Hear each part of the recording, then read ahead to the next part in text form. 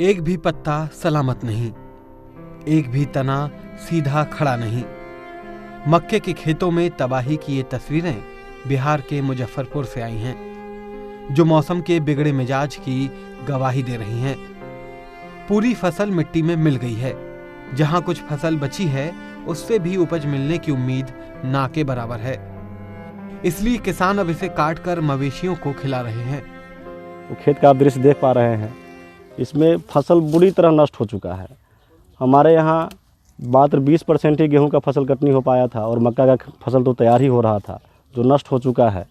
ना तो ये चारा के काम में आने वाला है और ना ही किसी काम में आने वाला है। मुजफ्फरपुर के ओराई, कटरा और हथौड़ी जैसे इलाकों में सैकड़ों बीघे जमीन पर मक्के की खेती को ओले गिरने से नुकसान पहुंचा है। यहाँ पर ज्यादातर किसान बैंक या स्थानीय लोगों से कर्ज लेकर मक्के की खेती करते हैं, लेकिन इस बार फसल की बर्बादी ने कर्ज चुकाने की चुनौती खड़ी कर दी है। तो बैंक से कर्ज लेते हैं, दूसरी बात सामाजिक भी कर्ज लेते हैं और उसके बाद खेती कर पाते हैं। और अब जो है, एक तो लॉकडाउन के कारण हम लोग पिछले 1 महीने से घर में बंद है, कोई आमदनी नहीं है। और अब जो है, न बैंक के लोन हम सधा सकते हैं, न भोजन कर पाएंगे। और हमारे परिवार क्या, हमारे पूरे गांव समाज के साथ भूखमरी का हालत है। बहुत से मकई का फसल और गेहूं का फसल बर्बाद हो गया है। हम लोग भूखमरी के कगार पर है।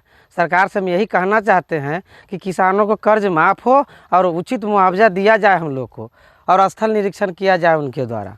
जो मकई कैले रही 4 बीघा, सब पत्थर चूर देलक। आप खाने के लिए नहीं है, लोन लिया है 50,000 माने समोसे।